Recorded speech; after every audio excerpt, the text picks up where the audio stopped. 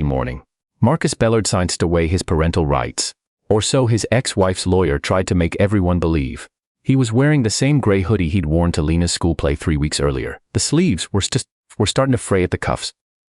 He hadn't noticed until he sat down in the courtroom and caught Diane staring at them with that particular expression she'd perfected over the years. The one that said, "I knew you'd end up like this." The family court in Halifax was quieter than Marcus had expected. He'd imagined something dramatic. Raised voices, a judge slamming a gavel, some cinematic moment that matched the weight of what was happening. Instead, it was fluorescent lights and the sound of someone's printer running in a back office and the faint smell of burnt coffee that nobody had bothered to clean out of the pot. His lawyer, a soft-spoken man named Gerald Ossie, who had been practicing family law for 22 years, sat beside him and kept his voice low and even, like a man who had learned long ago that courtrooms were no place for emotion. Across the aisle, Diane sat beside her attorney. Sharp blazer, expensive watch, and didn't look at Marcus once. That was fine. Marcus didn't look at her either. He looked at the seat behind him, where his 9-year-old daughter Sophie sat between his sister and his mother. Sophie had her grandmother's old cardigan pulled tight around her, even though it wasn't cold. She was gripping the armrest with both hands and trying very hard to look like she wasn't scared. She was the bravest person Marcus had ever known, and looking at her was the only thing keeping him from coming apart at the seams. The proceedings took less time than Marcus expected. Diane's attorney was efficient. He laid out the picture they had spent 8 months constructing. Marcus's modest income as a self-employed contractor. The inconsistency of that income. The 2 months 2 years ago when Marcus had fallen behind on rent after a project was cancelled without warning. He didn't mention that Marcus had caught up within 6 weeks. He didn't mention the savings account Marcus had opened in Sophie's name when she was 3 months old, or the fact that Diane had left voluntarily and moved 2 provinces away to be with someone she'd met at a conference in Toronto. He didn't mention any of that, because it wasn't relevant to the picture he was painting. The picture was, Marcus Bellard is not stable. Marcus Bellard cannot provide. When it was over, the mediator had ruled in favor of a primary residence arrangement with Diane, with Marcus receiving scheduled visits every second weekend. Holidays to be negotiated every second weekend. Marcus sat very still while Gerald gathered his papers. He could hear Diane behind him, saying something quietly to her attorney, and he could hear his mother making a soft wounded sound that she was trying to suppress. He didn't turn around. He stared at the grain of the wooden table and did the math in his head. Every second weekend was roughly 4 days a month. Sophie was 9. In 9 more years, she would be 18, and none of this would be in anyone's hands but her own. That was roughly 430 days he would get to be her father, in any official, court-sanctioned sense. He thought about that for a moment. Then he picked up his jacket and stood up. In the corridor outside, Diane finally spoke to him. She was with her attorney and 2 of her friends who had come to show support, and her voice carried the careful lightness of someone who has rehearsed a moment and is now performing it. "I hope you understand this is what's best for her," she said. "Silly matters, Marcus, I know that's hard for you." Her friends nodded in that synchronized way that people do when they've agreed in advance to nod. Marcus looked at her for a moment, then he said, "She's going to be okay." Diane blinked. That wasn't what she'd expected. "She has people who love her," Marcus said. "That's what matters." He turned and walked toward the courthouse doors. Sophie broke away from his mother and ran to him, and he caught her and held her, and she pressed her face into his shoulder and said nothing at all. Neither did he. Sometimes there aren't words for things. Sometimes you just hold on. Outside, the Halifax afternoon was doing what Halifax afternoons do in early November. The sky was the color of old pewter, and there was a wind off the water that found every gap in your clothing. Marcus stood on the courthouse steps with Sophie's hand in his, and his mother and his sister came out behind them, and for a moment all 4 of them just stood there. "We'll figure it out," his mother said quietly. "I know," Marcus said. Diane came through the doors with her group and paused at the top of the steps. She looked at Marcus and then at Sophie, and something flickered across her face, something that wasn't quite regret but was adjacent to it. Then one of her friends said something and she laughed and the moment passed. 4 days a month, she said, just loud enough. "You might want to use the time to get your finances sorted." Her attorney touched her elbow, a small, professional warning, and she stopped, but the damage was done. Marcus's sister made a sharp sound beside him. His mother went very still. Marcus said nothing. What he was thinking about in that moment was a phone call he'd received at 6:30 that morning from a man named Theo Adeyemi, who was the head of acquisitions at a Vancouver-based infrastructure firm called Northgate Capital. Theo had been very calm and very precise, the way people are when they have good news and have learned to deliver it without theatrics. He had said, "We've completed our review, Marcus. The board approved. We're ready to move forward." Marcus had said, "What's the final number?" And Theo had said a number. Gale. Marcus had stood in his kitchen in his fraying gray hoodie at 6:30 in the morning on the day of his custody hearing, and he had listened to Theo say a number that contained more zeros than he had ever said aloud in casual conversation. And he had thanked Theo quietly and said he would be in touch after 3 o'clock, and he had made Sophie's lunch and driven her to his mother's house and gone to court. He hadn't told anyone, not Gerald, not his sister, not his mother, certainly not Diane. He was still standing on the courthouse steps thinking about this when he heard it. A low, building sound from somewhere over the harbor. Not unusual in Halifax. There were helicopters around the shipyard often enough, but this one was tracking differently. It wasn't heading toward the yard.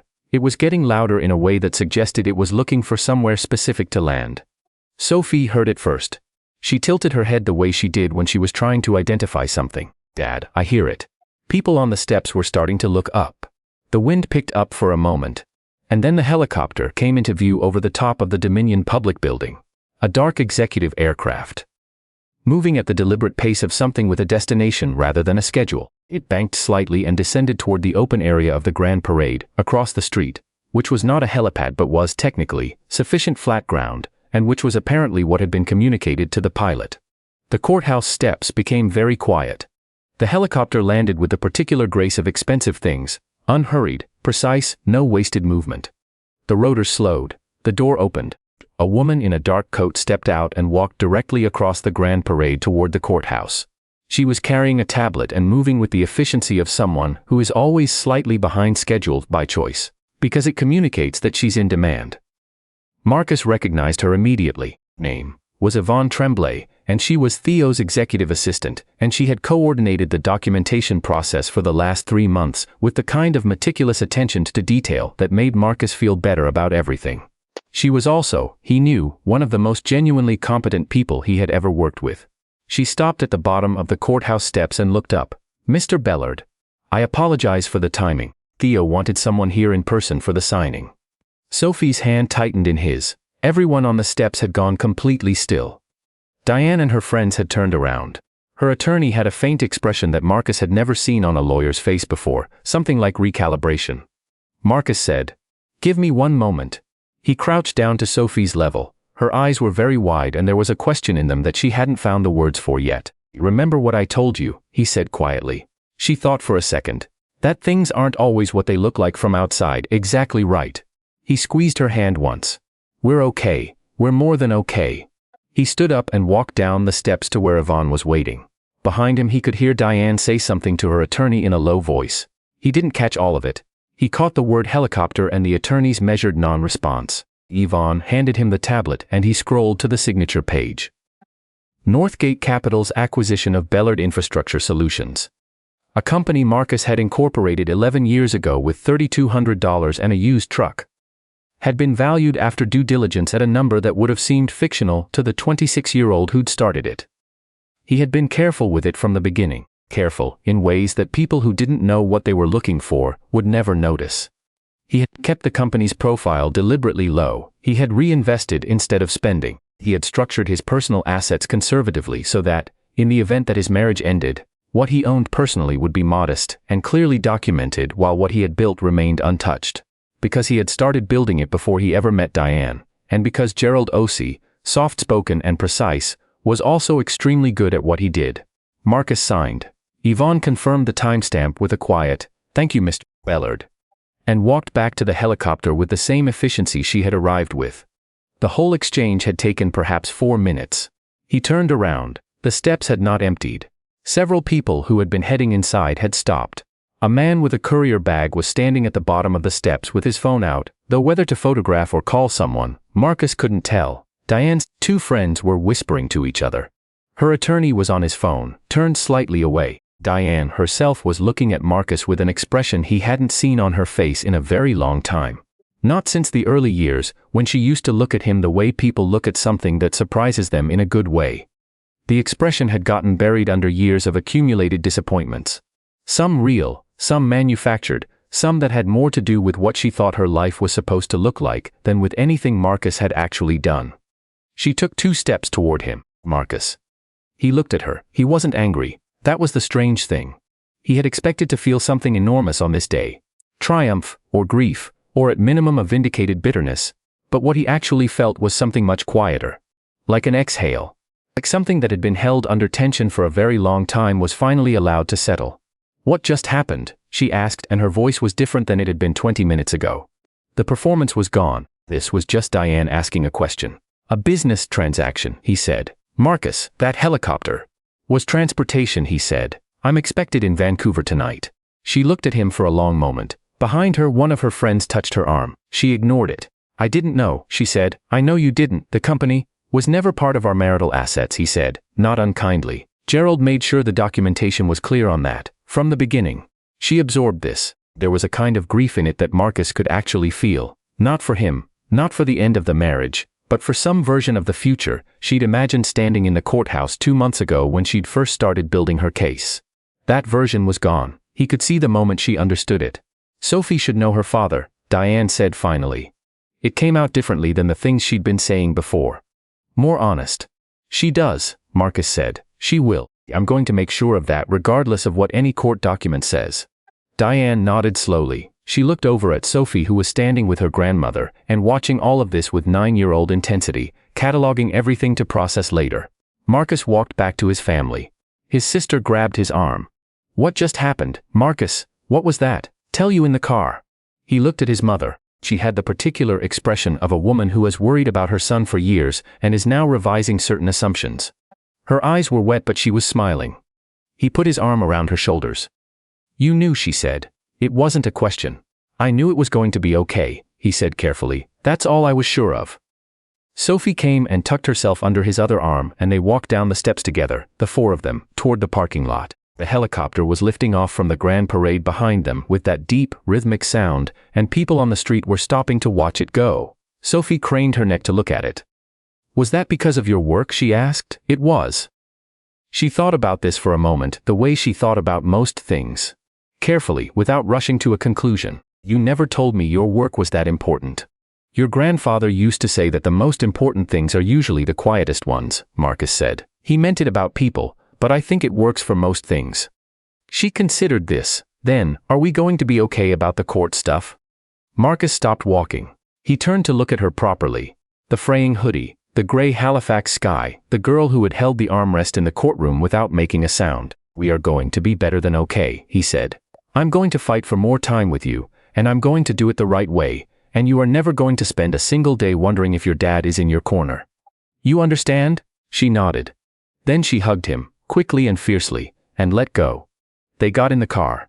The drive back across the bridge was quiet in the way that comfortable things are quiet. His mother asked if anyone wanted to stop for tea. And his sister said yes before anyone else could answer.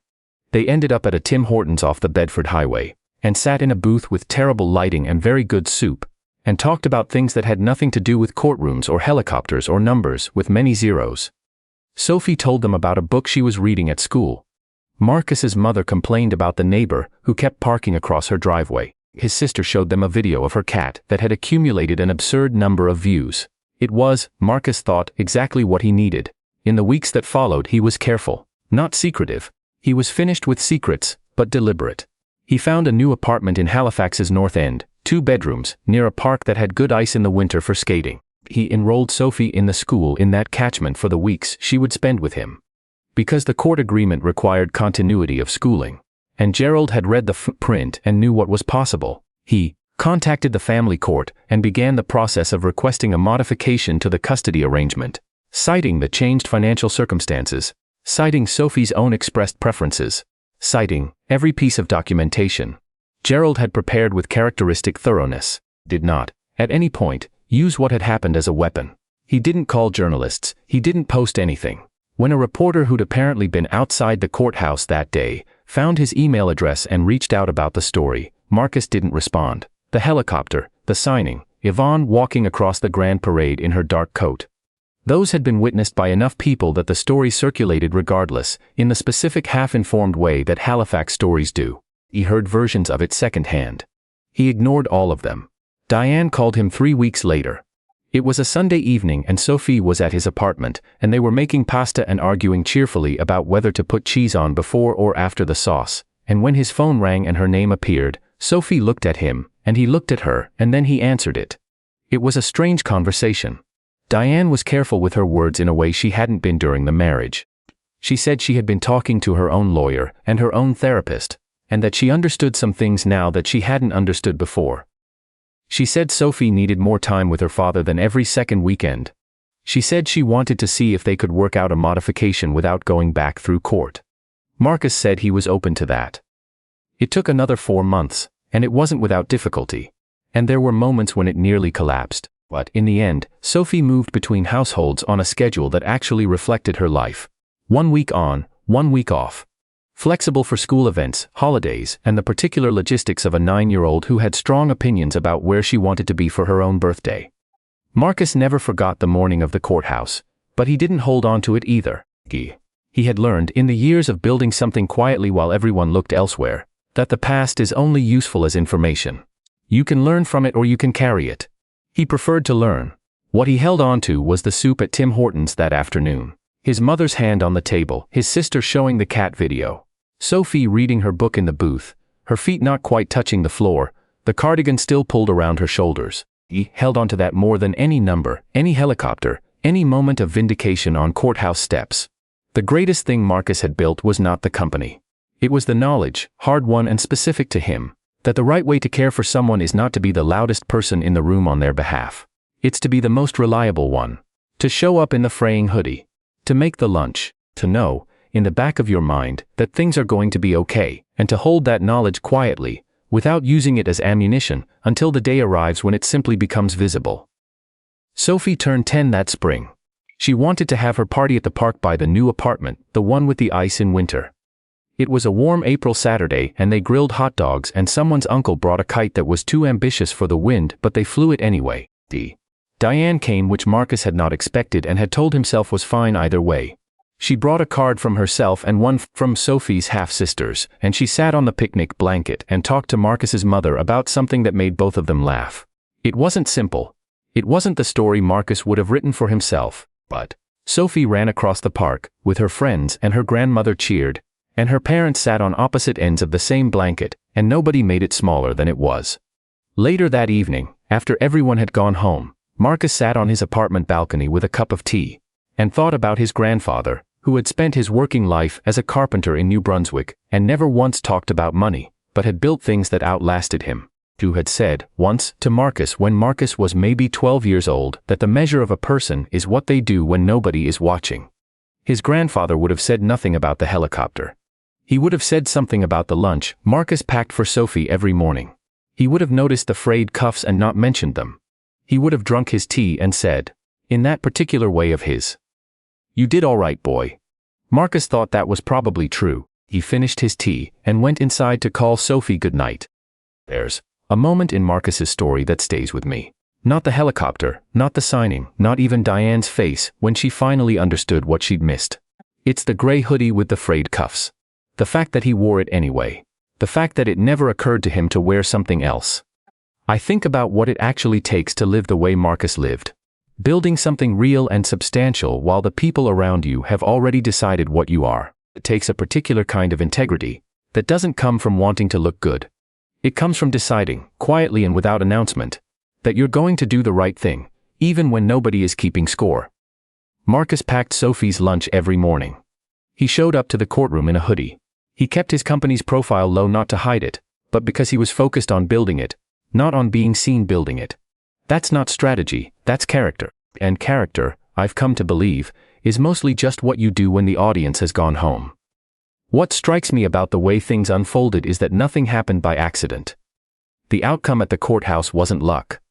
It was 11 years of careful, honest work accumulating into something that couldn't be taken from him, because it had never been confused with the things that could. Marcus understood, maybe earlier than most people do, that the visible version of success and the actual version of success are often different things, and that confusing them is how people end up losing what matters. He protected Sophie's future not with drama but with foresight. He thought clearly in the years when thinking clearly was hard. That kind of intelligence isn't about credentials or cleverness. It's about knowing what you're actually building and refusing to let noise distract you from it. And then there's the part that I find hardest to talk about, because it's the part I think most of us struggle with most. Marcus didn't collapse. Not when the marriage ended. Not when the courtroom ruled against him. Not when Diane stood on the courthouse steps and said what she said about his finances. He just kept going. He found an apartment near a park with good ice. He called Gerald and started the modification process. He made soup happen at a Tim Hortons on the Bedford Highway with his mother and his sister and his daughter, and let that be enough for one afternoon. That's not resilience as a concept. That's resilience as a Tuesday. As an ordinary, unglamorous decision to keep putting one foot in front of the other, because there is a 9-year-old who needs you to. The thing I keep coming back to is Sophie's birthday party in the spring. Diane sitting on one end of the picnic blanket. Marcus on the other. Nobody making it smaller than it was. That didn't happen because things magically resolved. It happened because Marcus chose, repeatedly and without recognition, to be someone who didn't use his pain as permission to stop showing up. The measure of a person, his grandfather said, is what they do when nobody is watching. I think that's right. I think most of what matters gets built in exactly those moments.